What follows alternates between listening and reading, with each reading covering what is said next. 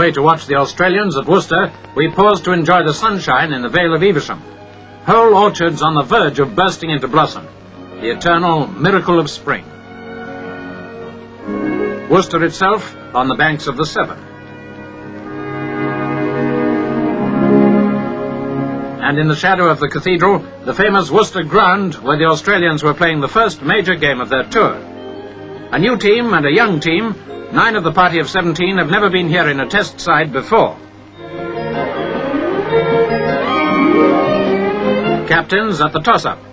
Bob Simpson would be the last to underestimate Don Kenyon's side. With 6 England caps among them, they're one of the strongest county teams in the country.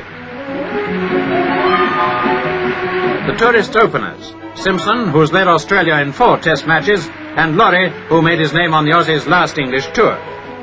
Calling, the youngest member of the party, and Vivers, the Queensland all-rounder, making his own record of the opening phase.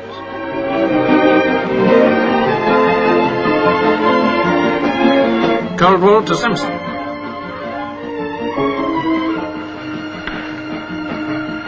His first innings total of 7 was put well in the shade by left-hander Lawry's half-century.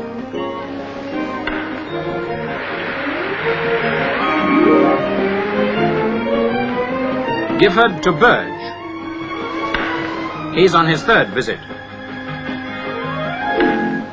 Burge was to knock up an excellent 58. This was his half-century.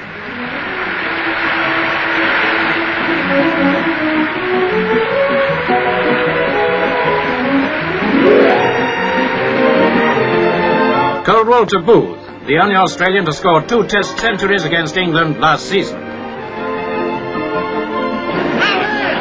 But here he was LBW to Coldwell for a duck. Then Coldwell's brilliant 7 wickets for 53 was to be the downfall of the Australians. Last year, Ted Dexter nominated Cowper as Australia's most promising bat.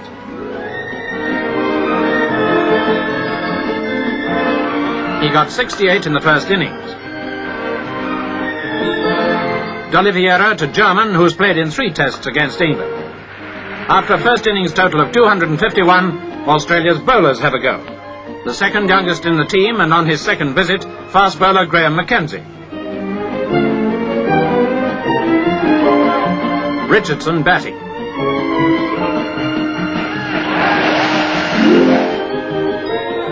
Mackenzie's junior, Graham Calling, is likely to be one of the stock bowlers in the team.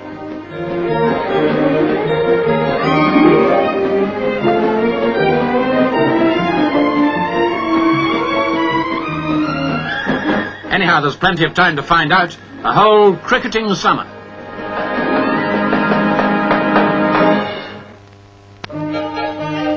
Down to Brighton to meet delegates at this year's CEA conference. We thought CinemaScope would be just the medium for it to underline the big thinking that's going on. Widescreen for a wide view of the industry.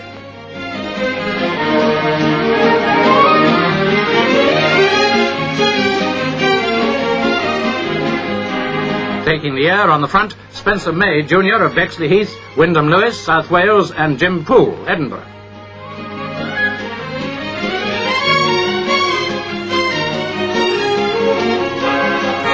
In this group, Alan Judd, Bill Berryman, John and Harry Adley, Freddie Thomas, Dick Dews, and George Clee.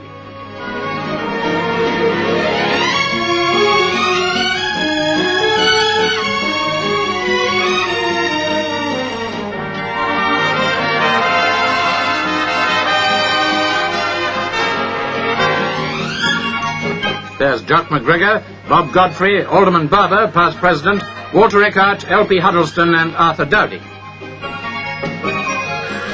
Now for something a bit more energetic on the links, and a chance for some of you to study your form.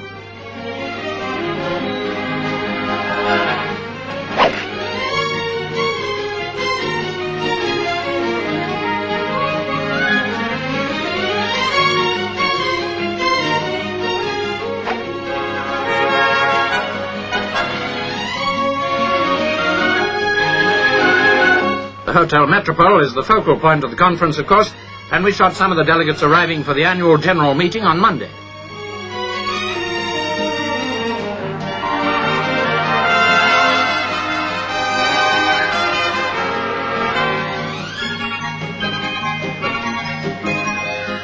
We only hope your discussions have been fruitful and that you've enjoyed this brief glimpse of fellow delegates beside the sea in Sussex.